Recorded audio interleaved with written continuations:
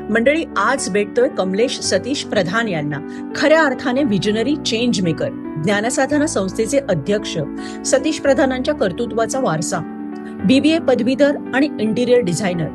याच कलेतनं कॉलेजला दिलं आधुनिक कॉर्पोरेट रूप. इंटरनॅशनल एमिनन्स अवॉर्ड 2024, विजनरी लीडर आणि स्टार एज्युकेशन अवॉर्ड्सचे मानकरी, गिनीज वर्ल्ड रेकॉर्ड प्रमाणपत्र विजेते, 47 हाफ मॅरेथॉन्स आणि सिडनी हार्बर ब्रिज सर करणारा साहसी धावपटू. कोविड मधील क्रांती, ब्लॅकबोर्ड ते ब्रॉडबँडचा यशस्वी प्रवास, ISO मानांकन आणि ऑटोनॉमस दर्जाचे मुख्य शिल्पकार, NEP 2020 आणि LGBTQIA विषयांना व्यासपीठ देणारे आधुनिक विचारवंत, पहिली पिढी शिकवणारा झिरो ड्रॉपआउट मॉडेलचा जनक. त्यांना कॉलेजमध्ये प्रवेश तर मिळून गेला, ठीक आहे, पण त्याच्यानंतर खूप मोठं आव्हान असतं की त्यांच्या घरच्यांनी त्यांच्यावरती म्हणजे कॉलेजवरती विश्वास ठेवून, शिक्षणावर विश्वास ठेवून त्यांना ग्रॅज्युएशन पर्यंत नेणं. कला शाखा असेल, वाणिज्य शाखा असेल किंवा विज्ञान शाखा असेल, कुठल्याही शाखेत त्यांना जर पुढे शिक्षण घ्यायचं असेल तर त्यांना कितीही टक्के मार्क मिळालेले असो, त्यांना सतीश प्रधान ज्ञानसाधना महाविद्यालय हे ॲडमिशन त्यांना खात्री मिळणारच. आणि मला ना तुझ्या लहानपणात थोडंसं डोकवायचं आहे की बेसिकली तुझ्याकडे कुटुंबामध्ये सतीश प्रधानांसारखं राजकारणात आणि समाजकारणामध्ये प्रभावी अत्यंत असलेलं असं व्यक्तिमत्व असताना तुझी स्वतःची लहानपणची करिअरची स्वप्न काय होती? जसं जमेल तसं आम्ही ते एक एक एक एक स्टेप पुढे करत आम्ही गेलो. मी बेसिकली 11वी-12वी ह्याच महाविद्यालयात शिक्षण घेतलं, त्यामुळे मला सगळे शिक्षक तसं माझ्याकडे इन अँड आउट ते मला खूप जास्ती ओळखतात. तू खूपच डाऊन टू अर्थ नाही, त्याच्यापेक्षा सुद्धा म्हणजे स्वतःला खूप अंडर रेट करतोयस. विद्यार्थ्यांची नोकरी की कॉलेजचा निकालाचा टक्का तुझ्यासाठी महत्वाचं काय आहे? विद्यार्थ्याची नोकरी. पण जास्ती मला अभिमानाचा असं वाटतो की माझ्या व्यवस्थापन मंडळाने एक 2016चा एक उत्कृष्ट निर्णय घेतला. त्याला माझ्या माजी विद्यार्थी संघटनेने पण खूप सपोर्ट केला की पूर्वी महाविद्यालयाचं नाव फक्त ज्ञानसाधना महाविद्यालय ठाणे असं होतं, पण 2016मध्ये सर्वानुमते बाबांचं नाव तिथे जोडलं गेलं आणि ते नाव झालं सतीश प्रधान ज्ञानसाधना महाविद्यालय ठाणे.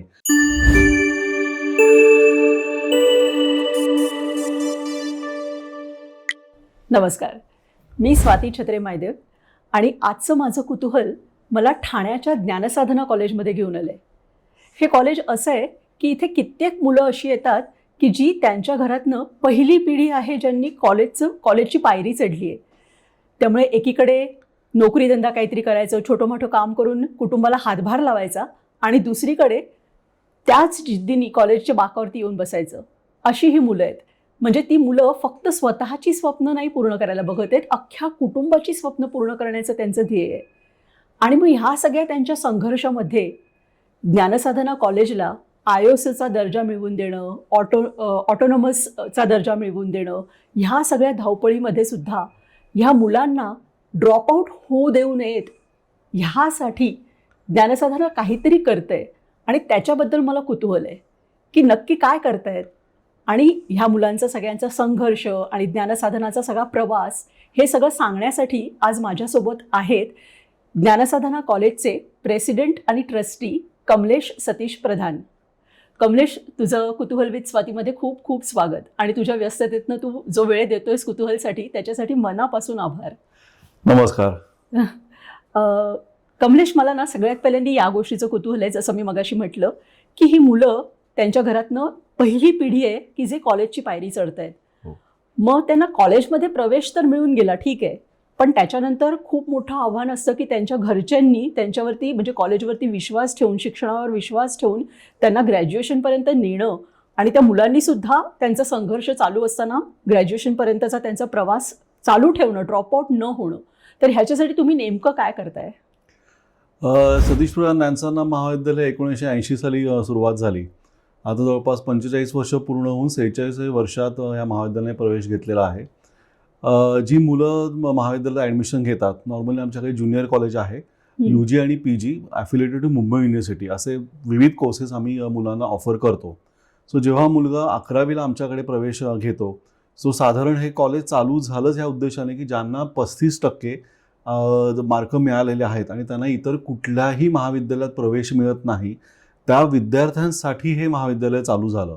सो त्यांना कुठल्याही शाखेत म्हणजे कला शाखा असेल, वाणिज्य शाखा असेल किंवा विज्ञान शाखा असेल, कुठल्याही शाखेत त्यांना जर पुढे शिक्षण घ्यायचं असेल तर त्यांना कितीही टक्के मार्क मिळालेले असो, त्यांना सतीशप्रधान नॅन्सना महाविद्यालय हे ॲडमिशन त्यांना खात्री मिळणारच ही त्यांना विश्वास असतो आणि म्हणून मुलं इथे ॲडमिशनसाठी अप्लाय करतात. आणि तुम्ही म्हणालात ती गोष्ट खरं आहे की हे महाविद्यालय चालू झालं तेव्हापासून आत्तापर्यंत अनेक विविध स्तरातील विद्यार्थ्यांनी या महाविद्यालयात प्रवेश घेतलेला आहे की यातले बरेच टक्के विद्यार्थी आहेत की जे त्यांच्या घरातले पहिलं शिक्षण घेणारं मूल आहे, मग तो विद्यार्थी असो किंवा विद्यार्थिनी असो. सो त्याचा त्या मुलांनाही खूप एक अभिमान असतो की मी घरातलं पहिलं मूल आहे की मी महाविद्यालयात प्रवेश घेत आहे. आणि त्या दिवशी त्यांचा आईवडिलांचा पण त्यांना सपोर्ट असतो की माझं मुलगा शिकलं पाहिजे. सो ते रिक्षावाले असतील, ते रादर धुणी भांडी करणाऱ्या कामवाल्या बायका असतील किंवा कोणाकडे पार्ट टाईम जॉब करणारी असतील. सो त्यांची इच्छा असते की मी नाही शिकलो पण माझ्या मुलांनी शिकलं पाहिजे. सो म्हणून पालक मुलांपेक्षा जास्ती उत्साह असतात की माझ्या मुलांनी शिक्षण घ्यावं तर त्यांनी ह्या महाविद्यालयात प्रवेश घ्यावा. Okay, great. पण म्हणजे मला आता इथे ना हा प्रश्न पडतोय की ही मुलं नोकरीधंदा करून तिकडे येतात शिकायला, बरोबर, पार्ट टाईम नोकरी वगैरे करत असतात, तर मग ह्यांना तास किंवा कुठले इतर नियम ह्यांच्या बाबतीत तुम्ही किती स्ट्रिक्ट राहता? बरेचसे विद्यार्थी हे जॉब करणारे आहेत, ही गोष्ट खरी आहे. सो त्यांना तासाचं म्हणजे कॉलेजला येणं हे तर कंपल्सरी आहे. म्हणजे युनिव्हर्सिटीच्या नॉर्मप्रमाणे 75% तुमची हजेरी ही महाविद्यालयात असलीच पाहिजे. तर तुम्ही ते वर्ष पूर्ण करून पुढच्या वर्षी ॲडमिशन तुम्हाला मिळते. पण जी मुलं जॉब करतायत, सो ह्या मुलांना आम्ही काय म्हणतो की सकाळी 7-5चं कॉलेज आहे. सो आम्ही म्हणतो की पहिले 3 लेक्चर्स 4 लेक्चर्स जे तुम्ही जो कोर्स निवडताय त्यातले महत्त्वाचे जे विषय आहे की त्याचे तुम्हाला क्लासेस कुठे नाही आहेत ते विषय तुम्ही त्याची लेक्चर्स तुम्ही अटेंड करा, म्हणजे तुम्हाला अभ्यास करायला कठीण जाणार नाही. सो आम्ही मुलांना सांगतो की 3 लेक्चर्स 4 लेक्चर्स तुम्ही बसा आणि मग त्याच्यानंतर 9:30-10 नंतर जेव्हा तुम्हाला ऑफिसला जायची किंवा कुठे कामाला जायची तुमची वेळ जी नियोजित असेल त्याप्रमाणे तिथे तुम्ही जाऊ शकता. तो जे विद्यार्थी जॉब करणारे आहेत त्यांना त्याप्रमाणे त्यांचे वर्गातले मित्र पण मदत करतात की नोट्स त्यांना देणं. ते प्राध्यापकांकडे मुलं येतात, ज्युनियर कॉलेजचे मुलं टीचर्सकडे येतात की आमचं ह्या कारणामुळे आमचा अभ्यास बुडलेला आहे, सो आम्हाला तुम्ही काय झालं आहे ते तुम्ही माहिती कळवा. सो आता नवीन टेक्नॉलॉजीप्रमाणे आता सगळीकडे प्रत्येक डिव्हिजनचे व्हॉट्सअप ग्रुप्स आहेत. सो जी मुलं येत नाही त्यांना आज वर्गात काय शिकवलं गेलं हे सगळ्या डिटेल्स त्या टीचर्स प्रोफेसर्सकडनं किंवा त्या विद्यार्थ्यांकडनं पण व्हॉट्सअप ग्रुपवरती पोस्ट होतं. तो मुलाला तसं फार कठीण जात नाही त्या की काय चालू आहे तुमचं रेग्युलर रुटीनमध्ये किंवा त्या विषयानुसार तुमचं काही पाठ काही शिकायचं राहिला असेल. सो त्याची माहिती मुलांना मिळते. त्याच्यानंतर लायब्ररी आहे, मुलं लायब्ररीमध्ये येतात. लायब्ररीमध्ये जवळपास म्हणजे 80,000 पुस्तकं आहेत. त्यातली 35,000 ते 40,000 मराठी पुस्तकं आमच्याकडे आहेत. विविध अभ्यासक्रमाची जी युनिव्हर्सिटी किंवा हे जे प्रोफेसर्स आम्हाला रेकमेंड करतात की ह्या पर्टिक्युलर कोर्ससाठी आम्हाला तुम्ही ही पुस्तकं मागवा. सो आपण दरवर्षी नवीन नवीन पुस्तकं मागवत असतो आणि लायब्ररीतला संग्रह आपण वाढवत असतो.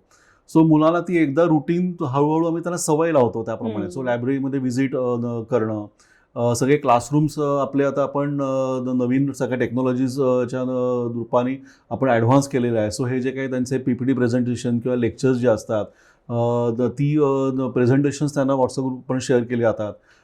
ज्यांचं लेक्चर बुडतं त्यांना नवीन आता काय केलं की 2019 पासून जेव्हा कोविड नंतरचा तो काळ आला तेव्हा बरीचशी लेक्चर्स आम्ही रेकॉर्ड करून ठेवतो आणि मग ती आम्ही कॉलेजच्या वेबसाईटवरती किंवा कॉलेजची यूट्यूब चॅनल आहे त्याच्यावरती ती लेक्चर्स आम्ही पोस्ट करतो. सो मुलांना तेच खूप सोयीचं जातं की समजा त्यांचं कुठलं लेक्चर्स किंवा काही बुडलं असेल अभ्यासक्रम तो त्यांना ऑनलाईनमध्ये त्यांना उपलब्ध होतो. सो मुलांना खूप सोयीचं जातं की त्यांचं नुकसान होत नाही त्याच्यात.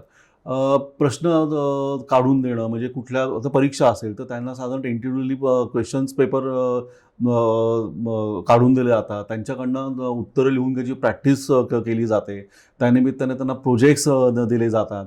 सो जरी ती मुलं जॉब करणारी असतील तरी त्यांनी प्रोजेक्ट्स आणि हे सगळं सबमिट केलं तर त्यांना बेसिक मार्क त्यातले मिळत जातात करून. सो ते थोडंसं त्यांना रिलॅक्स होतं की मला एवढं तरी टप्पा मी गाठला आहे, मला थोडंच मेहनत करायची आहे की मी पास होऊन त्या विषयात पास होऊन पुढे जाऊ शकेन. बरोबर.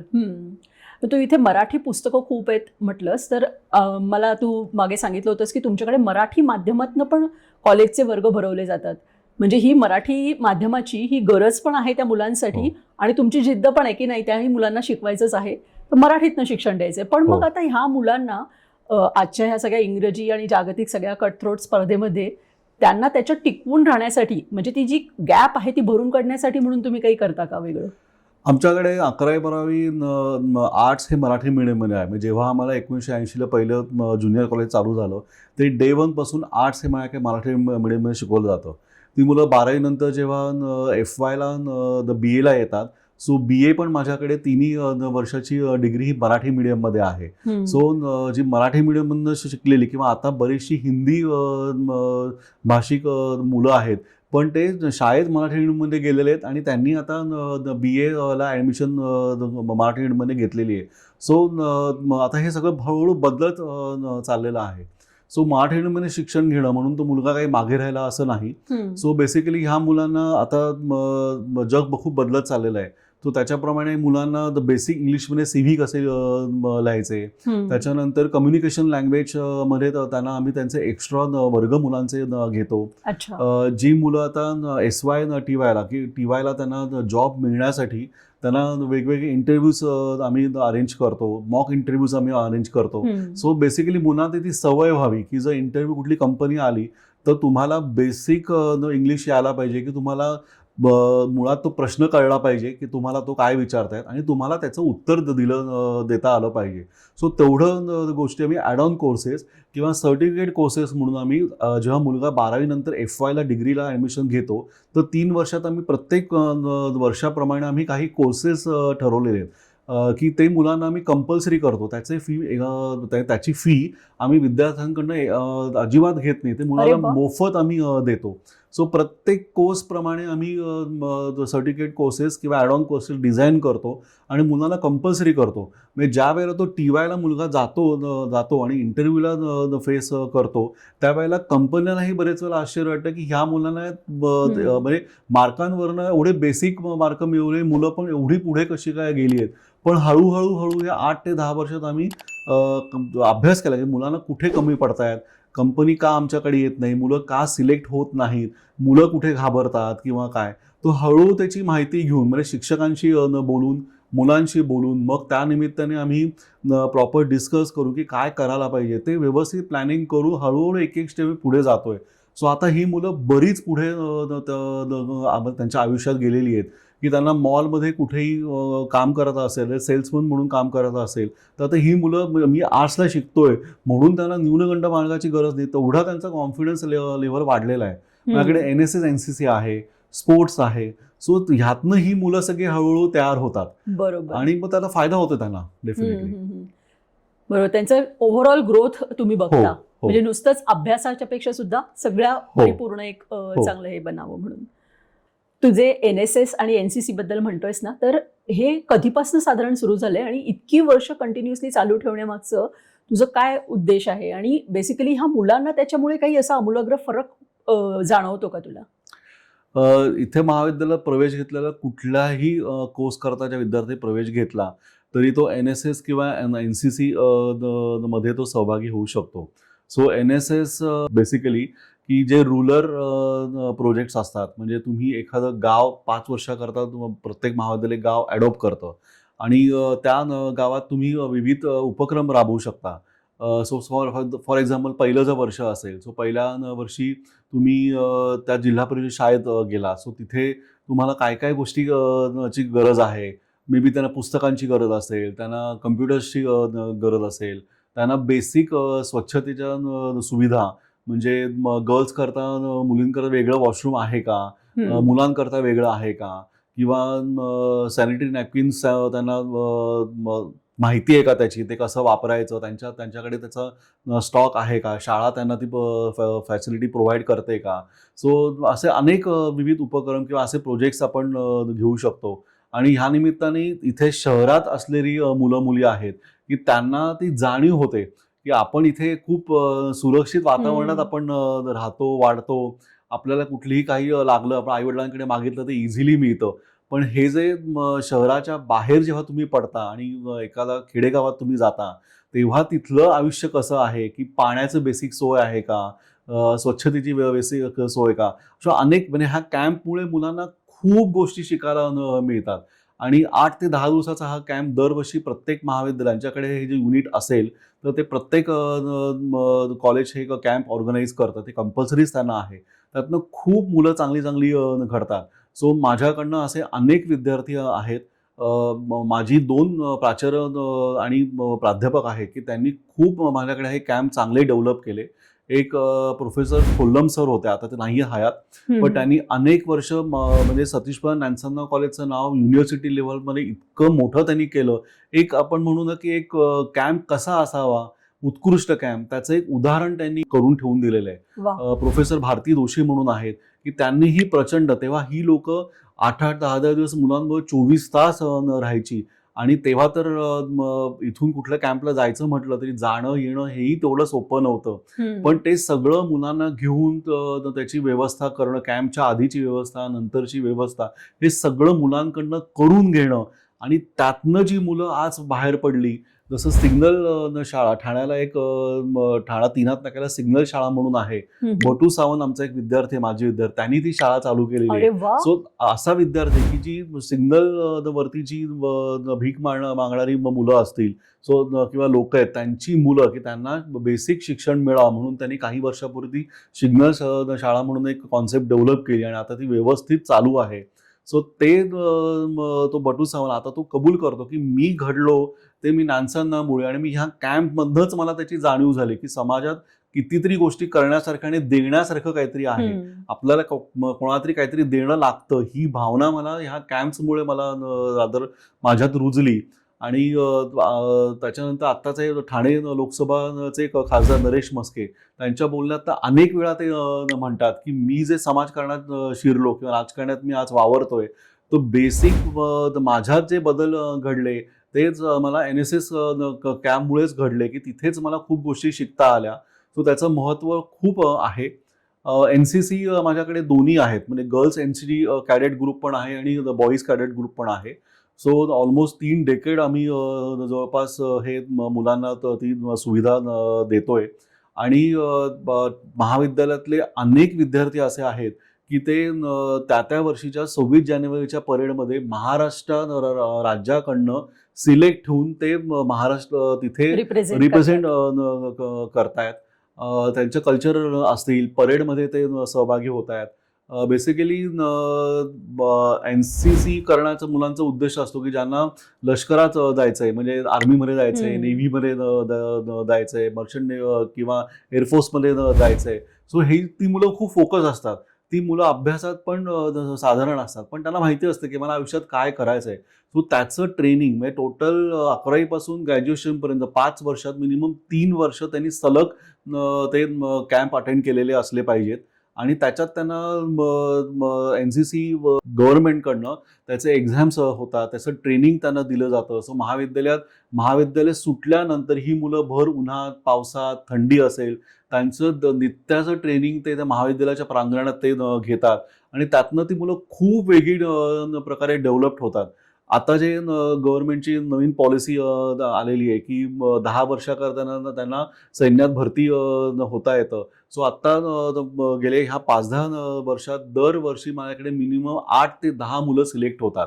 बापरे, सो जबरदस्त. खूप आम्हालाही ते असं बघून असं खूप अभिमान भरून वाटत येतं असेल. की ही मुलं कुठल्या कुठे गेली.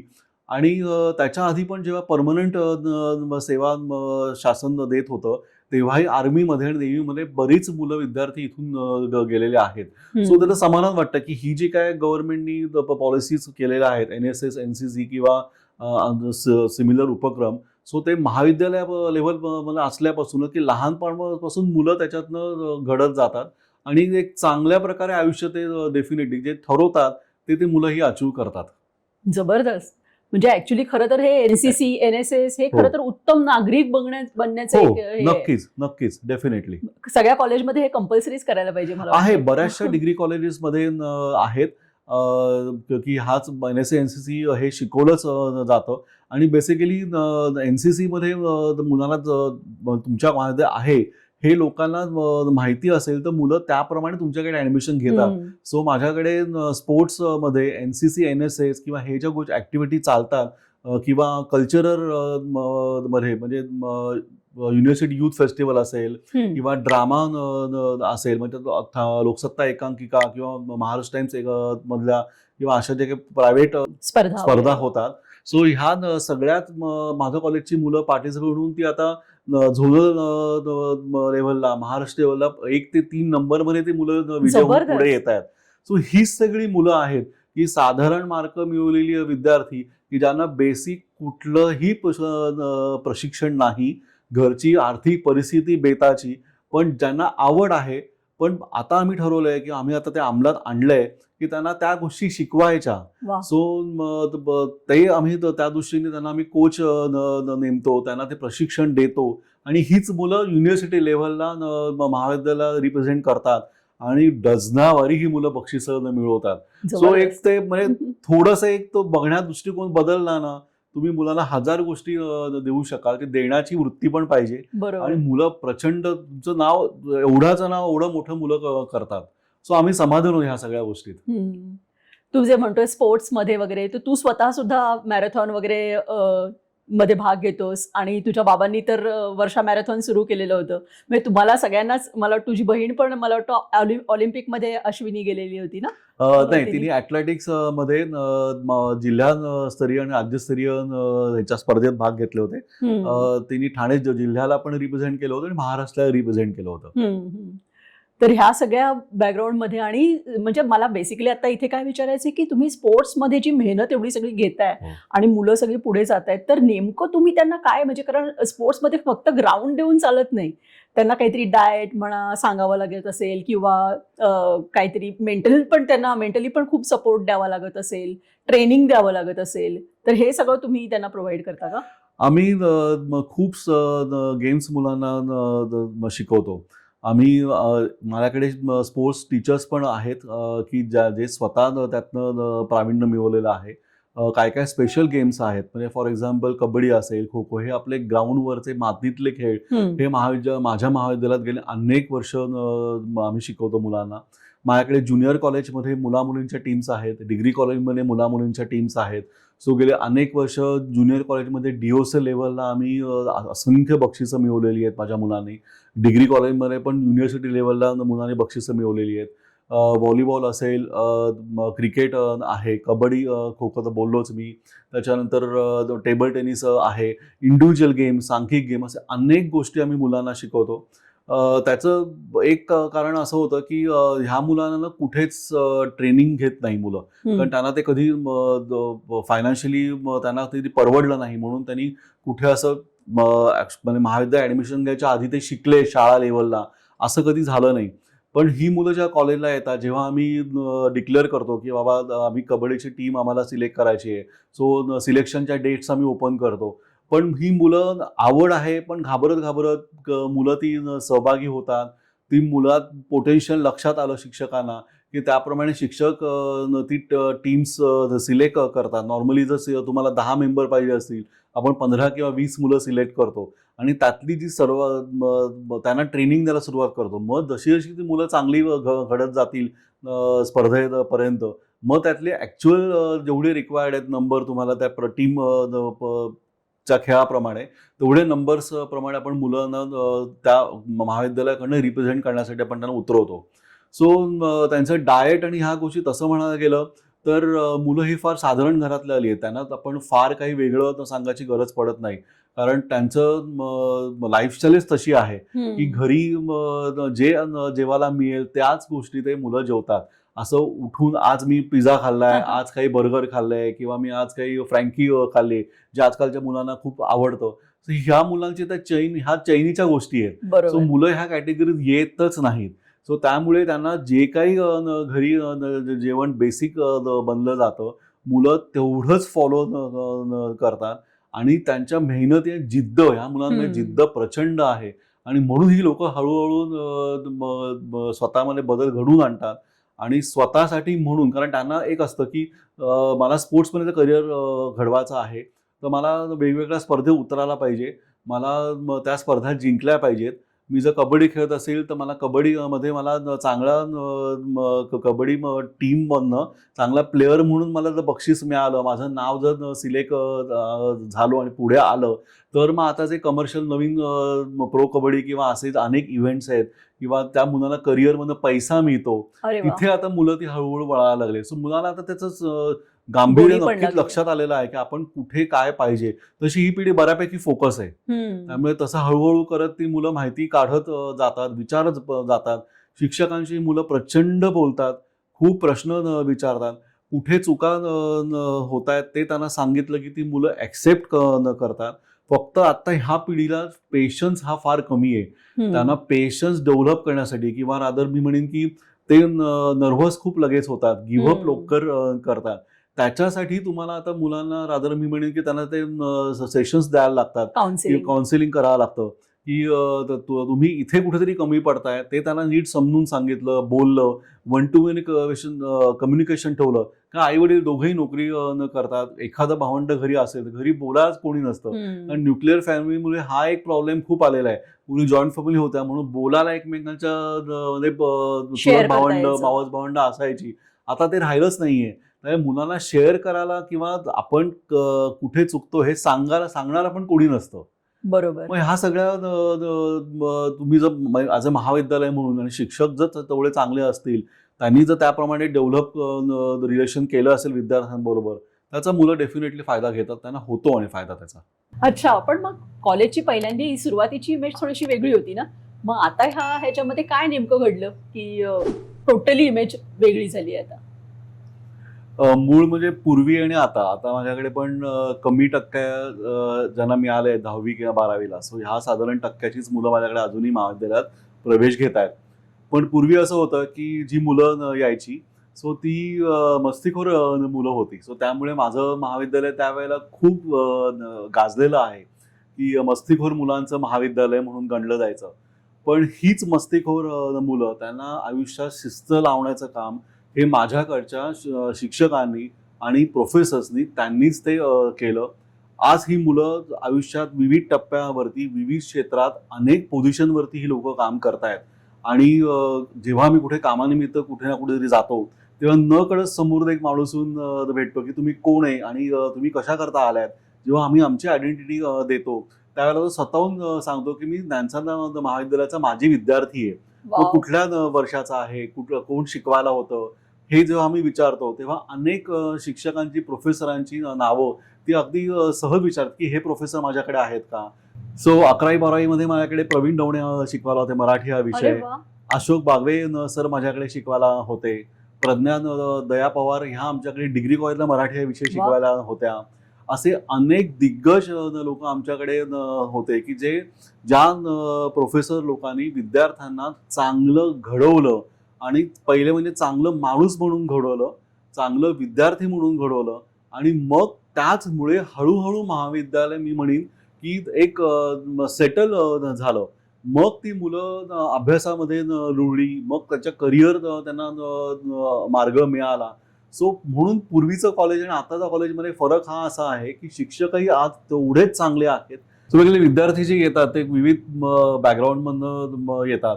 सो ह्या विद्यार्थ्यांना जे त्यांच्या आवडीप्रमाणे किंवा आता ज्या करिअरची डिमांड आहे की त्यातनं त्यांना जॉब मिळू शकेल असे अभ्यासक्रमाची विचारपूस व्हायला लागली. त्याप्रमाणे आपण ते विद्यापीठाकडनं किंवा महाराष्ट्र शासनाकडनं आपण जी परवानगी घेऊन आपण ते कोर्सेस मुलांना ऑफर करायला सुरुवात केली. त्याच्यासाठी लागणारा UGCच्या गाईडलाईन्स प्रमाणे जे काही क्वालिफाईड टीचर लागतो, ते प्रोफेसर्स लागतात, ते सगळे आपण अपॉइंट करायला सुरुवात केली. त्यामुळे काय झालं की एक शिक्षक चांगला आला की त्याप्रमाणे विद्यार्थी चांगले येतात आणि त्यांचा रिझल्ट चांगला लागतो. आणि ही सर्कल एकदा तुमचं व्यवस्थित बसलं की मग तुम्हाला कुठे मागे येऊन बघायची गरज लागत नाही की शिक्षक चांगला आहे त्यामुळे रिझल्ट चांगला लागला त्यामुळे विद्यार्थी आले. हे सर्कल व्यवस्थित बसलं की मग तुम्ही कितीही पुढे जायचं ठरवलं, कितीही मोठी उंच भरारी घ्यायची ठरवली तर आपण आरामात पुढे जाऊ शकतो. त्यासाठी इन्फ्रास्ट्रक्चर म्हणजे फॉर एक्झाम्पल आता सगळ्या बऱ्याचशा कोर्सेसला कम्प्युटर्स लागतात. सो आम्ही कम्प्युटर लॅब्स नवीन क्रिएट केल्या. मग त्या कम्प्युटर्स त्या कोर्सेसप्रमाणे जे तुम्हाला सॉफ्टवेअर्स लागतील किंवा ती सॉफ्टवेअर रन होण्यासाठी तुम्हाला कुठल्या कपॅसिटीचे कम्प्युटर्स पाहिजेत त्याप्रमाणे ते नवीन कम्प्युटर्स घेतले. पूर्वी आम्ही एक कम्प्युटर 3 की 2 विद्यार्थी शेअर करायचे, आता प्रत्येक विद्यार्थी एक कम्प्युटर आम्ही द्यायचा प्रयत्न करतो. सो आता माझ्याकडे 5 फुल फ्लेज कम्प्युटर लॅब्स आहेत. आता 6वी आम्ही नवीन देतोय. यावर्षी आम्ही AICTE कडनं BBA कोर्स, BCA कोर्स, हे 2 कोर्सेस आम्ही चालू करतोय. आम्ही MSc IT आम्ही चालू करतोय मास्टर्सला. सो त्याच्यासाठी पण आम्हाला एक लॅब नवीन लागणार आहे. सो ह्या सगळ्या गोष्टी हळूहळू करत आम्ही, आपण म्हणू प्रत्येक घरात आपण छोट्या छोट्या गोष्टी जमवतो आणि मग ते घर बनतं. तसंच आहे की महाविद्यालयात काय लागतं, तर तुम्हाला चांगले शिक्षक लागतात, तुम्हाला विद्यार्थ्यांना वाचायला चांगली पुस्तकं, चांगलं इन्फ्रास्ट्रक्चर तुम्हाला लागतं. नवीन टेक्नॉलॉजीप्रमाणे तुम्हाला प्रोजेक्टर्स किंवा ICT टेक्नॉलॉजीप्रमाणे तुम्हाला जे काही क्लासरूममध्ये नवीन गोष्टी लागतात त्या सगळ्या तुम्ही द्यायच्या. ते वापरण्यासाठी शिक्षकांना ट्रेनिंग देणं महत्वाचं आहे. सो ते ट्रेन झाल्यावर ते व्यवस्थित वापरू शकणार. एक चांगली गोष्ट मला सांगा नक्कीच आवडेल की लॉकडाऊन मध्ये आम्ही काय शिकलो. असं जर आम्ही मी तुला तेच विचारणार होते. ऍक्च्युली ना, लॉकडाऊन मध्ये खूप संस्था बंद पण पडल्या आहेत. तुम्ही त्याच्यात टिकाव कसा धरून ठेवलात आणि नेमकं काय केलं? कारण ही गरीब मुलं जर का असतील तर त्यांच्याकडे इव्हन मोबाईल, स्मार्टफोन्स वगैरे नसतील किंवा फी भरण्याचे पण कित्येक लोकांचे प्रॉब्लेम्स निर्माण झाले असतील. टचवूड मी असं म्हणेन की माझं महाविद्यालय त्या बाबतीत खरंच आम्ही नशीबवान आहोत की मला विद्यार्थी आणि शिक्षक चांगले मिळाले.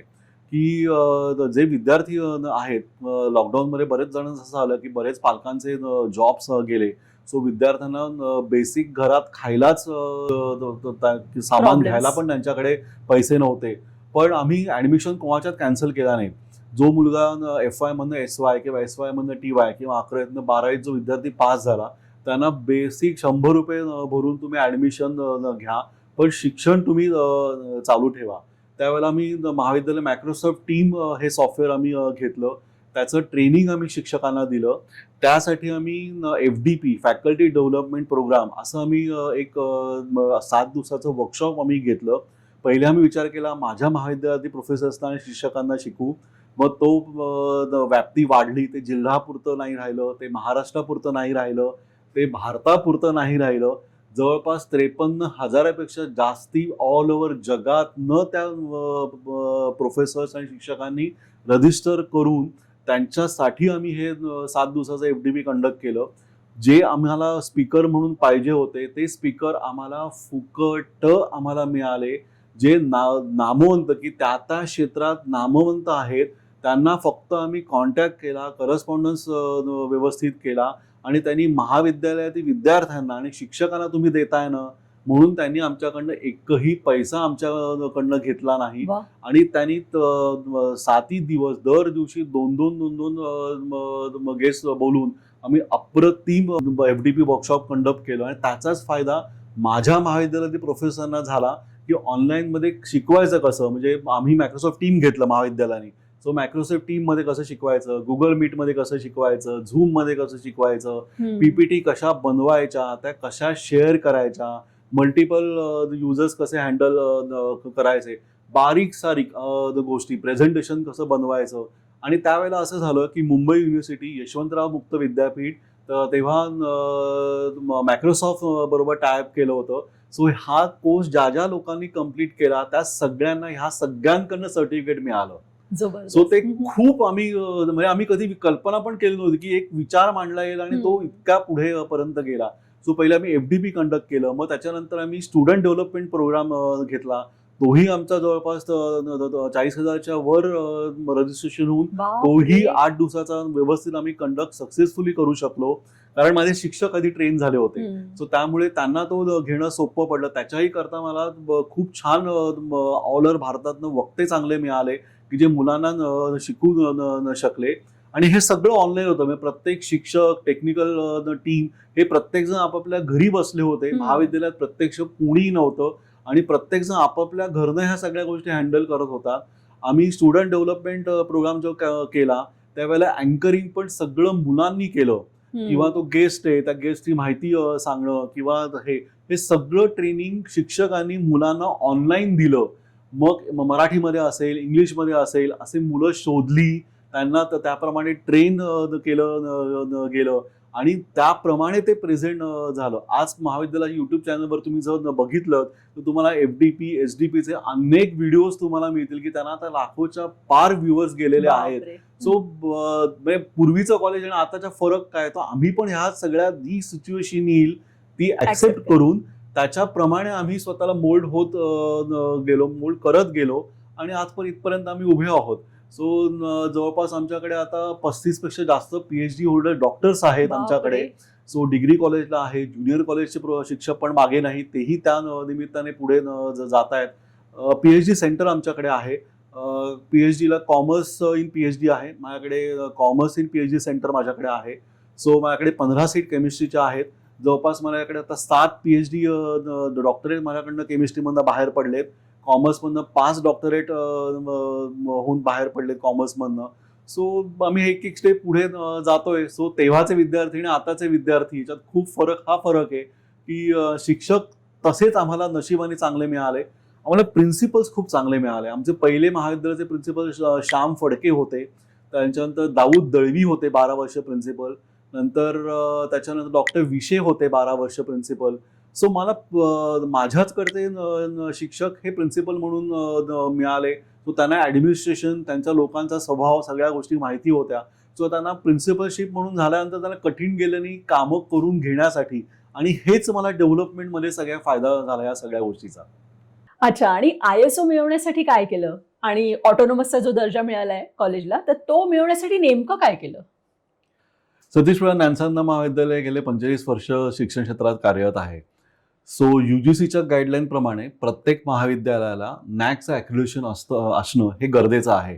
सो मला अभिमान वाटतो की आम्ही मागच्या 1.5 वर्षापूर्वी NAACचं 4th सायकल आम्ही कम्प्लीट केलं. सो त्या सायकलमध्ये आम्हाला B++ ग्रेड आम्हाला मिळाली. सो रादर आम्ही 3rd इयर सायकल पूर्ण व्हायच्या आधी तेव्हाच आम्ही ॲक्च्युली एलिजिबल होतो. पण त्यावेळेला गव्हर्नमेंटचं नोटिफिकेशन आलं होतं. त्यावेळेला आम्हाला संधी म्हणजे वेळ खूप कमी होता अप्लाय करण्यासाठी. सो मग आम्ही ठरवलं की 4थ्या NAAC सायकल नंतरच आम्ही रादर ते करूया. सो आम्ही 4थ्या NAAC सायकल नंतर आम्ही एलिजिबल झाल्यानंतर आम्ही ऑटोनॉमसला अप्लाय केलं. सो B+ आणि त्याच्या अबाऊ ज्यांना जी ग्रेड असेल हायर ग्रेड, ते सगळी कॉलेजेस ऑल ओव्हर इंडियातली सगळी एलिजिबल होतात ऑटोनॉमससाठी. सो आम्ही ऑटोनॉमससाठी अप्लाय केलं. त्याच्यासाठी आम्हाला फार वेगळं असं काही करायला लागलं नाही, कारण हे रनिंग कॉलेज आहे. सो रेग्युलर जे काही सेंट्रल गव्हर्नमेंट किंवा स्टेट गव्हर्नमेंटच्या जे काही परवानग्या लागतात, जे काही UGC कडनं आणि NAAC कडनं गाईडलाईन्स येतात, त्याच्याप्रमाणे सगळ्या गोष्टी आमच्याकडे असल्यामुळे आणि इन्फ्रास्ट्रक्चर वाईज किंवा जे काही डॉक्युमेंट सगळे असतात, सो ती सगळी आमच्याकडे दरवर्षी आम्ही NAAC सायकल प्रोसेस फॉलो करत असल्यामुळे ती सगळी तयारच होती. त्यामुळे आम्ही फक्त ती सबमिट केली. आम्हाला पहिलं अप्रुव्हल UGC कडनं आलं. आम्ही त्याप्रमाणे जसं आम्हाला इन्फॉर्मेशन UGCनी केलं की तुम्ही ऑटोनॉमस झालाय, त्याचप्रमाणे ती मुंबई युनिव्हर्सिटीला पण त्यांनी कळवलं. आणि आता मागच्या आठवड्यात आम्हाला मुंबई युनिव्हर्सिटी कडनं पण परत पत्र आलं की आम्हाला पुढच्या 5 वर्षासाठी, म्हणजे शैक्षणिक वर्ष 26-27 पासून पुढचे 5 वर्ष आम्हाला स्वायत्तता म्हणजे ऑटोनॉमस स्टेटस आम्हाला मिळालं. सो ऑटोनॉमस स्टेटस आम्ही घ्यायचं ठरवलं, म्हणजे आम्ही एलिजिबल होतो आणि ठरवलं. त्याला मागे 2-3 कारणं आहेत महत्त्वाची. पहिलं म्हणजे की मुंबई युनिव्हर्सिटीचा अभ्यासक्रम हा दरवर्षी बदलत नाही. तो काही काळाप्रमाणे बदलत जातो. 5 वर्षांनी, 10 वर्षांनी किंवा असा बदलत जातो. सो आता जे काही आपण म्हणू सेल्फ फायनान्सिंग मधले कोर्सेस जे आहेत, म्हणजे बँकिंग आणि इन्शुरन्स असेल, अकाउंटिंग फायनान्स असेल, BMS किंवा BMM असे जे कोर्सेस आहेत की हे जॉब ओरिएंटेड कोर्सेस आहेत. पण त्याचा जो अभ्यासक्रम त्याप्रमाणे बदलला नाही की त्यांच्या इंडस्ट्रीमध्ये जी काही आत्ता लेटेस्ट रिक्वायरमेंट आहे किंवा लेटेस्ट टेक्नॉलॉजी जी आलेली आहे की ती तुमच्या अभ्यासक्रमात जर मुलांना नसेल शिकवलेली तर मुलं ग्रॅज्युएट होतात पण मुलांना जॉब मिळत नाही. सो ऑटोनॉमस असेल तर आम्हाला त्याचा फायदा आता असा होणार आहे की जो काही अभ्यासक्रम मुंबई युनिव्हर्सिटीचा असेल किंवा होता आतापर्यंत, त्यातले 30 ते 40% आम्ही अभ्यासक्रम पूर्णपणे आम्ही आमचा बदलू शकतो. म्हणजे with the help of industry, की तिथे आता काय रिक्वायरमेंट आहे त्याप्रमाणे ते सगळं जर आम्ही व्यवस्थित माहिती काढून प्लॅनिंग करून आम्ही काम केलं, सो मुलांना त्याचा फायदा का होईल की जेव्हा मुलं ती 3 वर्षांनी ग्रॅज्युएट होतील, सो त्यांना लेटेस्ट मार्केटमध्ये जी काही रिक्वायरमेंट असेल जॉबच्या रिलेटेड, त्याचं बेसिक नॉलेज तरी त्याच्यात त्यांना असेल की त्यांना जॉब मिळण्यासाठी ते सोपं जाईल. दुसरं असं एक ऑटोनॉमस मिळालं, थोड्याफार प्रमाणात तुम्ही मुलांची वार्षिक फी मध्ये थोडीशी वाढ करू शकता, की त्याचा उपयोग तुम्ही इन्फ्रास्ट्रक्चर किंवा अजून गोष्टीत करू शकता. रिसर्चला खूप महत्व वाढेल. सध्या सगळीकडेच भारतात आपण म्हणतो की रिसर्चला एज्युकेशन सेक्टरमध्ये खूप डिमांड आहे आणि करतायत लोक, प्रचंड मेहनत घेऊन काम करतायत. सो मुलांनाही ती एक सवय त्यामुळे लागेल. मला त्याच्यात एक चांगला आनंदाची गोष्ट सांगायला आवडेल की गेले 5-6 वर्षात आम्ही मुलांना रिसर्च करायला खूप प्रोत्साहन देतोय. सो स्टेट लेव्हल किंवा नॅशनल लेव्हलच्या ज्या कॉन्फरन्सेस होतात, सो तिथे शिक्षक आणि विद्यार्थी मिळून बरेच प्रोजेक्ट्स तयार करतात आणि पेपर प्रेझेंटेशन करतात. सो अशी जी मुलं पुढे येत आहेत ना, त्यांना ती मुलं टीवायला गेल्यानंतर जेव्हा रिक्रुटमेंटमध्ये कंपनीज येतात तेव्हा अशी मुलं पटकन सिलेक्ट होतात, की तो फक्त ग्रॅज्युएट नाही तर तो रिसर्च किंवा अशा रिलेटेड पुढे आहे, म्हणून ही मुलं पटकन उचलली जातात, त्यांना जॉब पटकन मिळतो. सो आता त्याचं महत्व मुलांना लक्षात आलं. हळूहळू करत मुलांना ते अवेअरनेस यायला लागल्या त्या बाबतीत. आम्ही युनिव्हर्सिटी मध्ये युनिव्हर्सिटीच्या कॉम्पिटिशन्स ज्या होतात आविष्कार किंवा अशा रिसर्च रिलेटेड, तिथेही आता मुलं individually group wise with the help of professors आम्ही वेगवेगळ्या प्रकारचे प्रोजेक्ट्स आम्ही सबमिट करतोय. सो तिथेही मुलं आता प्राइज मिळवत आहेत. सो त्याचा आम्हाला नॅकला उपयोग होतो करून. आता हे झालं ऑटोनॉमसच्या रिलेटेड. सो आयोसो करण्यामागे आमचा एक उद्देश असा होता की आम्ही नॅकच्या 4 सायकल आम्ही पूर्ण केल्या. बेसिकली आपण म्हणून तर भारतीय माणूस किंवा रादर माझं महाविद्यालय असं म्हणेन की आम्ही खूप ऍक्टिव्हिटी करतो विद्यार्थ्यांसाठी, पण आपण त्याचं लेखाजोखा ठेवतो का, आपण त्याचं व्यवस्थित डॉक्युमेंटेशन ठेवतो का, तर कुठेतरी आपण ते कमी पडतो. आपण युजीसीच्या गाईडलाईन प्रमाणे नॅक करायचं म्हणून आपण त्यांनी दिलेल्या फॉर्मॅटमध्ये बऱ्याचशा गोष्टी आपण करतो, पण त्या तेवढ्या सफिशियंट होत नाही. जर माझं अकॅडमिक इन्स्टिट्यूट आहे तर ॲडमिनिस्ट्रेशन वाईज आणि अकॅडमिकली माझं तेवढं मॉनिटर होतं आहे का, तर असं आम्हाला असं लक्षात आलं बीन मॅनेजमेंट की नाही तेवढं ते सफिशियंटली होत नाही आहे. एज्युकेशनच्या रिलेटेड आयोसो सर्टिफिकेशन आहे का, सो हो 2018-2021 हे आपल्याला एज्युकेशन करता तुम्हाला सर्टिफिकेशन मिळतं.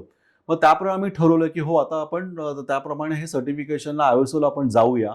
त्याप्रमाणे आम्ही एजन्सी शोधल्या, त्यातनं आम्ही व्यवस्थित त्यांच्याकडनं माहिती घेतली आणि त्याप्रमाणे आम्ही स्टाफला ट्रेनिंग द्यायला सुरुवात केली आणि म्हणून आम्ही आणि मग आम्ही गेल्या 4 वर्षापासून आम्ही ही सगळी प्रोसेस दरवर्षी आम्ही फॉलो करतोय. त्यांनी फरक असा पडला की आम्ही समजा कुठलीही ऍक्टिव्हिटी मुलांकरता आम्ही घेतली, सो ती बेसिक सुरुवात आहे की बाबा मुलांना माहिती देण्यासाठी आपण नोटीस काढतो. सो पहिले तुम्ही डिस्कस करता, मीटिंगमध्ये तुम्ही काहीतरी एक प्रोग्राम ठरवता मुलांसाठी. तो प्रोग्राम ठरल्यानंतर मुलांपर्यंत कसं जाणार, मग तुम्ही याची नोटीस काढता, त्याचं डॉक्युमेंटेशन तुमच्याकडे आलं, ती नोटीस मुलांपर्यंत झाल्यानंतर तो इव्हेंट कंडक्ट होतो. सो इव्हेंटला तुम्ही गेस्ट बोलवणार, त्या गेस्टसाठी तुम्ही त्या गेस्टला अप्रोच होता, त्याला तुम्ही इन्व्हिटेशन देता, ते तुमचं एक स्टेप पूर्ण होते. मग तो गेस्ट येतो, लेक्चर देतो, मग लेक्चर दिल्यानंतर त्याचं लेक्चर दिलं म्हणून त्याला आभाराचं प्रदर्शन झाल्यावर त्याला तुम्ही एक पत्र देता, आभार मानता त्याचे. किती विद्यार्थ्यांनी अटेंड केलं, बेसिकली नॅकला आपल्याला एक डॉक्युमेंटेशन लागतं की कुठलाही इव्हेंट विद्यार्थ्यांकरता तुम्ही आयोजित केला तर किती विद्यार्थ्यांनी त्याचा लाभ घेतला. मग तुम्हाला हे अटेंडन्सचा तुम्हाला उपयोग होतो. तर त्याच्यानंतर मुलांना तो इव्हेंट कसा वाटला, मग तुम्ही आता आपण सगळे टेक्नॉलॉजी आपण वापरतोय. सो आपण गुगल फॉर्म बनवतो, आपण मुलांना ती लिंक पाठवतो, मुलं फीडबॅक देतात त्याचा. सो हे सगळं स्टेप बाय स्टेप प्रत्येक गोष्टीत आम्हाला त्याचा फरक पडतो. सो हे अकॅडमिकली पण झालं. आता अकॅडमिकली त्याच्यात अजून एक पार्ट येतो की एक तुम्ही सब्जेक्ट कुठलाही घेतला, समजा अकाउंटन्सी सब्जेक्ट घेतला तर तुम्ही FYला त्या ह्याच्यातलं पार्ट 1 तुम्ही कुठला तरी एक शिकवणार आहात. पण तुम्ही जर बघितलं की त्याचा अकॅडमिक कॅलेंडरमध्ये त्या प्रोफेसरमध्ये जर प्लॅनिंग केलं की बाबा मी या आठवड्यात हे 4 सब्जेक्टमधले 4 टॉपिक मी शिकवणार आहे, पण मग तुम्ही आयोसो करताय, पण त्यामध्ये दुसरंही चेक केलं जातं की समजा त्या वीकमध्ये तो प्रोफेसर अब्सेंट असेल तर तू तो प्लॅनिंग प्रमाणे जो तू पोर्शन शिकवणार आहे असं ठरवलंय, पण तो अब्सेंट होता, मग तुझं ते बुडलेलं लेक्चर्स तू कुठे घेतलं, कधी घेतलं. सो हे इन डिटेल सगळं पेपरवर्क यायला लागलं. त्याचं तुम्हाला प्रश्न विचारायला सुरुवात केली, त्याची उत्तरं त्यांना द्यायला लागायला लागली. सो हे पॉझिटिव्हली सगळ्यांनीच घेतलं. आम्ही पण, प्रोफेसर्स लोकांनी पण घेतलं. ह्याचा फायदा आम्हाला खूप व्हायला लागला की सगळं इन डिटेल मायन्युटली सगळं चेक व्हायला सुरुवात झाली. आणि त्याचा फरक असा पडला की त्याचा फरक रिझल्टवर व्हायला लागला की मुलं जी FY to SY, SY to TY काही प्रमाणात प्रत्येक महाविद्यालयात, इव्हन माझ्या महाविद्यालयात काही विद्यार्थी हे नापास होतात. सो ती संख्या माझी कमी व्हायला लागली. कारण त्यांना मग त्यातले मग आम्ही आता शोधून काढलं की जी कमी पर्सेंटेजची मुलं आहेत किंवा काही मुलांना एखाद्या विषयात कमी मार्क आहेत, सो त्यांना एक्स्ट्रा कोचिंग काय आपल्याला द्यायला लागतंय का, मग ते तुम्ही किती तासाचं दिलं, त्याचं तुम्ही प्लॅनिंग काय केलं, त्याचे रिझल्ट्स काय आले, हे सगळं आम्हाला आयोसमध्ये आम्हाला खूप सोपं जायला लागलं. आता हे ॲडमिनिस्ट्रेशन वाईज गेलं तर मुलांचे ॲडमिशन झाली का, त्याची फी मिळाली का, त्याचे फॉर्म्स प्रॉपर भरले गेले का. कारण जी माहिती मुलांकडनं भरून घेतली जाते तीच तुम्हाला कॉलेजकडनं युनिव्हर्सिटी पोर्टलला पण भरली जाते. तीच तुम्हाला 11वी-12वी असेल तर गव्हर्नमेंटच्या पोर्टलवर पण ती भरावं लागते. सो त्या सगळ्या गोष्टी तुमच्याकडे आहेत का, ते डॉक्युमेंट्स आलेत का, किंवा काय काय आता सगळे ऑनलाईन ॲडमिशन्स आहेत, मुलं सगळे ऑनलाईन फॉर्म भरतात, पण तरी पण त्याच्यात मुलं खूप चुका करतात. मोबाईल नंबर चुकीचे टाकतात, आधार नंबर चुकीचा टाकतात. सो ऑफिसचं काम काय आहे आणि ते कशा प्रकारे व्हायला पाहिजे हे इन डिटेल आम्हाला जास्ती सविस्तर आता कळालं आम्हाला आणि स्टाफला पण नॉन टीचिंग. त्या आयुष्यामध्ये खूप फरक पडला आम्हाला. सो आय होप आम्ही म्हणजे समाधानी होत की आयुष्याचा आम्हाला खूप फरक पडला आणि इन फ्युचर डेफिनेटली आम्हाला पडत राहील त्याचा. म्हणजे हा सगळा डेटा बेसिकली आता डेटाचाच वर्ल्ड आहे आणि त्या डेटामुळे एवढा फरक पडतो हे याच्यावरनं दिसून आलं. जबरदस्त गोष्ट आहे. तो युनिव्हर्सिटी नियमाप्रमाणे मुलांना आता 2 किंवा 4 क्रेडिट त्यांना मिळवणं गरजेचं आहे, त्याशिवाय त्यांना डिग्री मिळणार नाही.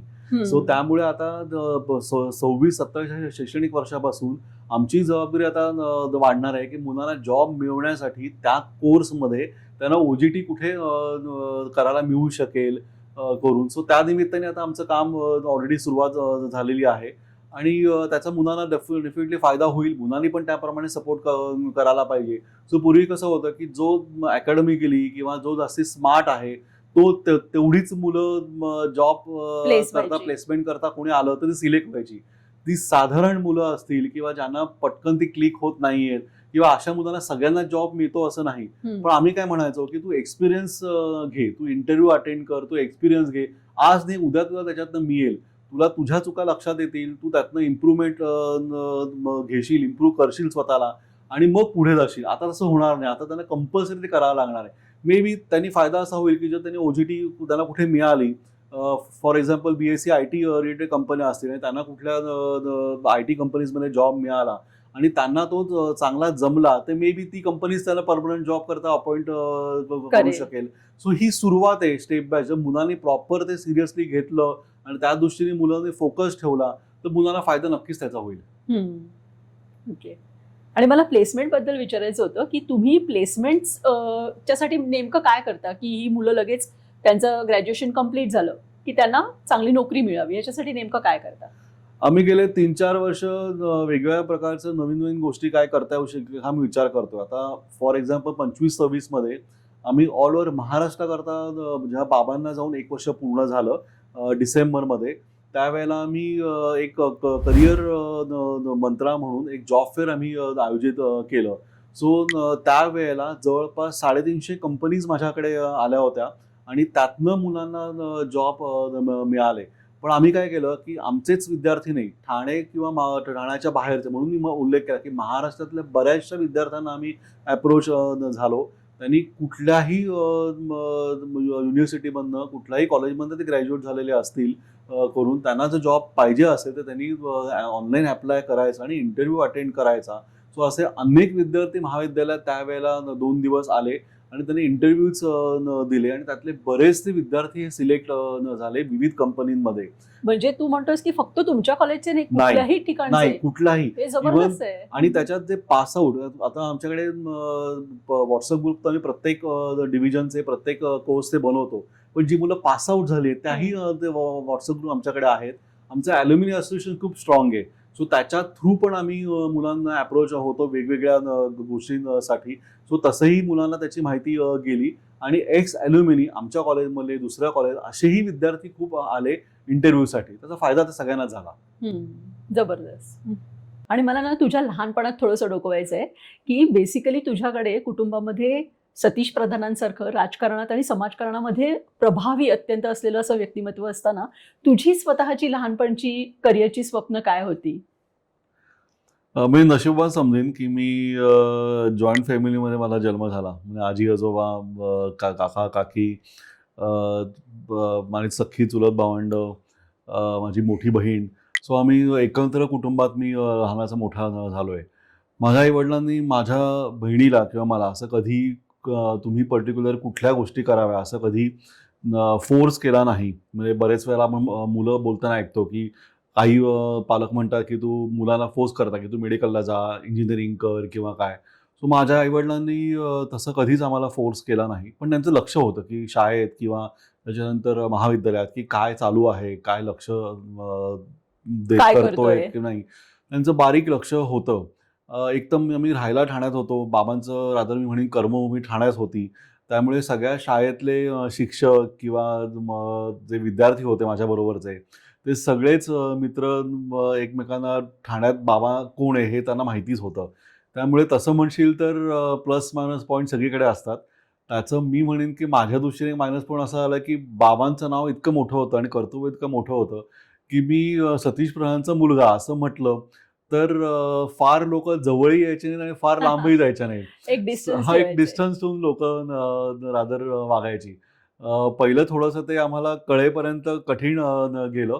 म्हणजे जेव्हा समस्त वय आलं तोपर्यंत. पण ठीक आहे, मग आम्हाला ते मान्य होतच आहे सगळ्या गोष्टी. करिअरच्या बाबतीत म्हणाल तर मी आणि माझी बहीण दोघे आम्ही आर्ट साईड आमची जास्ती आवडती होती. स्पोर्ट्स आम्हाला वडिलांनी वेगवेगळे गेम्स आम्हाला त्यांनी शिकवले. त्यानिमित्ताने आम्हाला त्यांनी म्हणजे ॲथलेटिक्समध्ये असेल, बेसिक स्विमिंग हे तुम्हाला आलंच पाहिजे. ग्राउंडवर तुम्ही खेळायला गेलंच पाहिजे. मग आम्ही हनुमान व्यायामशाळेत पूर्वी जायचो लहान असताना.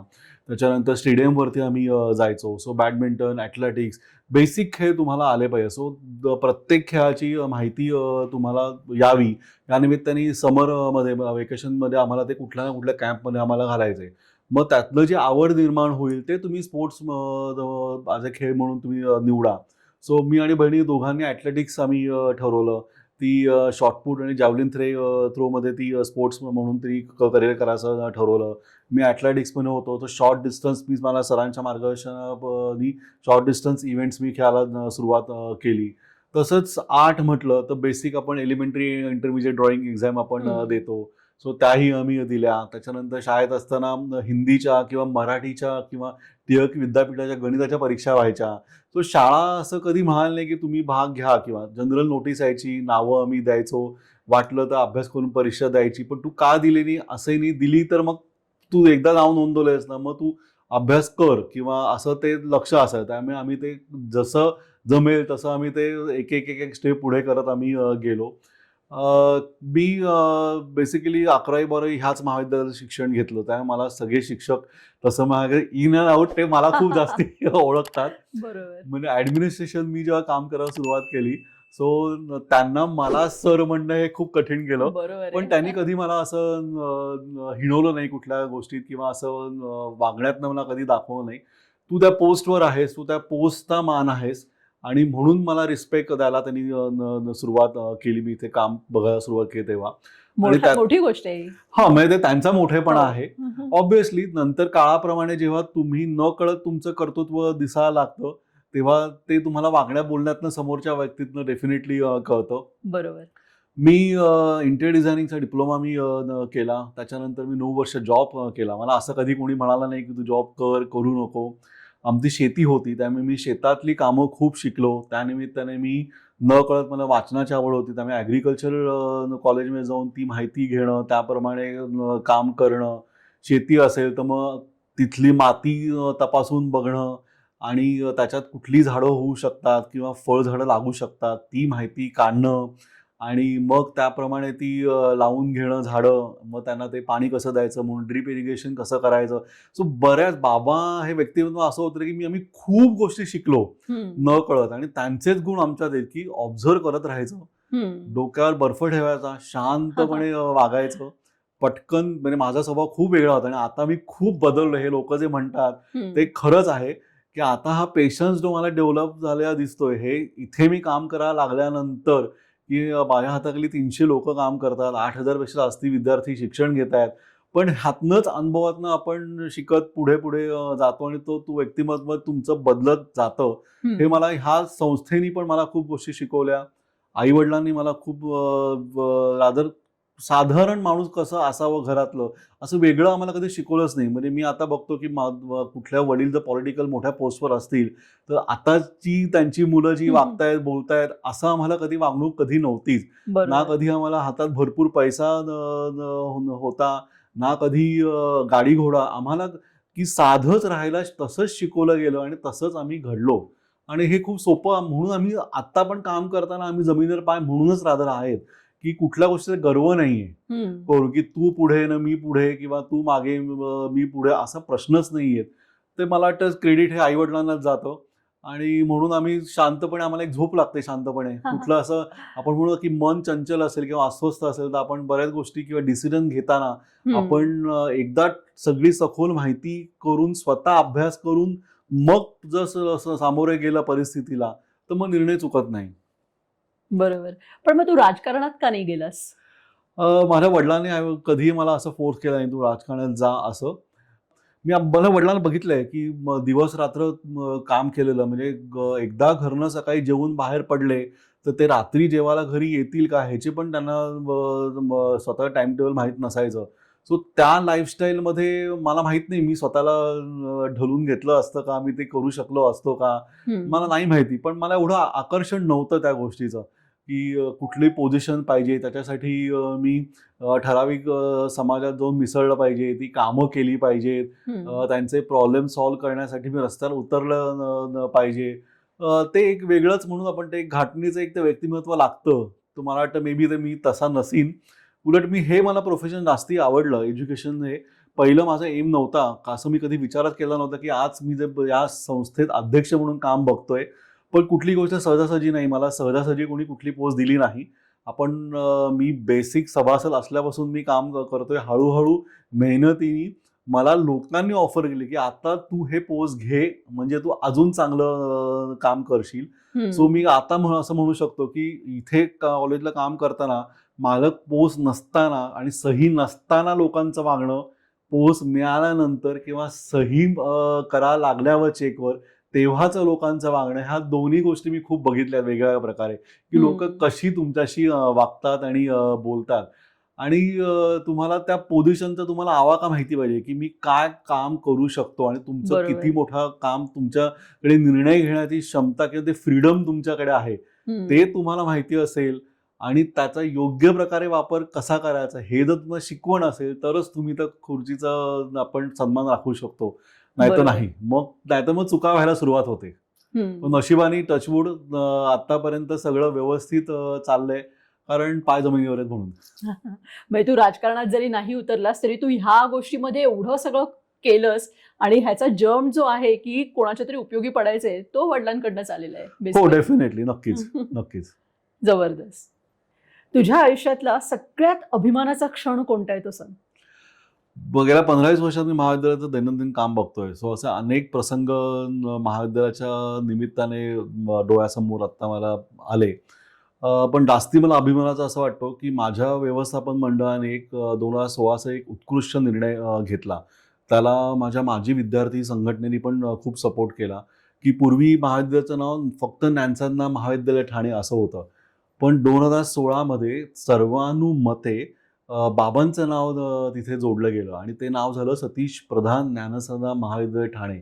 सो त्यांनी एक गोष्ट अशी घडली की आमची जबाबदारी पण खूप वाढली की म्हणजे पूर्वी आम्ही काम करत होतो पण आता आम्हाला जास्ती मेहनत घेऊन किंवा जास्ती अलर्ट राहून आम्हाला काम करायला लागणार आहे, कारण बाबांचं नाव जोडलं गेलेलं आहे. एक तर ते वडील मुलाचं नातं किंवा इमोशनली फॅमिली बॉन्डिंग सगळ्याच गोष्टींनी, आणि ऑब्व्हियसली बाबांचं काम प्रचंड आहे. म्हणजे शिक्षण क्षेत्रात, सामाजिक क्षेत्रात, राजकारणात एवढं मोठं नाव आहे. क्रीडा क्षेत्रात त्यांचं काम खूप आहे. तर ऑब्व्हियसली ते नाव महाविद्यालयात जोडलं जाणं आणि लाईफ टाईम हे कोणीच बदलू नाही शकणार. बरोबर. कारण त्यांचं काम कोणी नाकारू शकणार नाही आणि त्यांचं नाव महाविद्यालयाशी जोडणं हे महाविद्यालयासाठी पण एक मोठी गोष्ट आहे, अभिमानाची गोष्ट आहे की त्यामुळे महाविद्यालयाची पण एक उंची त्यामुळे वाढली गेली. सो हे सर्वात मला वाटतं जास्ती अभिमानाची गोष्ट मला ती वाटते की बाबांचं नाव महाविद्यालयाशी जोडलं जाणं. जबरदस्त. आणि ऍक्च्युली कित्येकदा काय होतं की मोठमोठ्या संस्थांना अशी नावं राजकारण्यांची दिली जातात. एखाद्या रस्त्याला दिलं जातं किंवा दुसऱ्या एखाद्या ठिकाणाला दिलं जातं. त्याच्यापेक्षा हे कॉलेजला जिथे त्यांनी अक्षरशः स्वतःच्या काय म्हणतो ना स्वेट अँड ब्लड तेवढं हे करून त्यांनी ती निर्माण केली, तिकडे त्यांचं नाव असणं तर खूपच जस्टिफायबल होतं आणि नक्कीच खूपच अभिमानाचा क्षण नक्कीच आहे हा. हो. बरोबर. आता तुझ्यासाठी एक सरप्राईज टेस्ट आहे म्हणजे रॅपिड फायर आहे. करूया सुरुवात? येस, नक्की. पहिला प्रश्न असा आहे की सतीश प्रधानांचा सर्वात जास्त वापरलेला शब्द कोणता आहे? मी शैक्षणिक क्षेत्रात काम करतो असं मी असं म्हणेन, बाबा नेहमी प्रत्येक शिक्षकाला किंवा प्रोफेसरना गुरुजन हा शब्द वापरायचे. अरे वा. म्हणजे प्रत्येक त्यांच्या भाषणात किंवा केव्हाही ते सगळ्यांना संबोधित करायचे तेव्हा समोर बसलेले गुरुजन हा शब्द त्यांचा कायम मनापासून बोललेला असायचा. वा. आणि म्हणून माझ्याकडचे कुठलाही रिटायर झालेला जरी टीचर असेल, प्रोफेसर असेल, आत्ता काम करणार, हे सगळे बाबांची आठवण घाला की साहेब हा एकच शब्द कायम बोलायचे, गुरुजन म्हणून. सो तो त्यांचा शब्द नेहमी आम्ही मिस करत राहणार, सगळेच, इन्क्लुडिंग मी पण. जबरदस्त. दुसरा प्रश्न आहे, डिग्री महत्वाची की स्किल? सध्याच्या काळात डिग्री ही महत्वाची आहेच, पण त्याबरोबर स्किल तुम्हाला येत असेल तर ते सोन्याहून पिवळं. ते तुमचं ॲडिशनल नॉलेज असणार की ज्यामुळे तुम्ही कामामध्ये टिकू शकणार. डिग्री ही नुसती नावापुरती असते, पण त्याच्यात जो स्किल्स तुमच्याकडे असेल तर ते तुम्हाला काम मिळवून देणार आणि त्याच्यात तुम्ही प्रगती करू शकणार. रॅपिड फायर आहे. मग मी काय बोलू? ओके. विद्यार्थ्यांची नोकरी की कॉलेजचा निकालाचा टक्का तुझ्यासाठी महत्वाचं काय आहे? विद्यार्थ्याची नोकरी. ओके. जर तुझ्या वडिलांना आज एक प्रोग्रेस रिपोर्ट द्यायचा असेल तुला, तर तू स्वतःला 10 पैकी किती गुण देशील?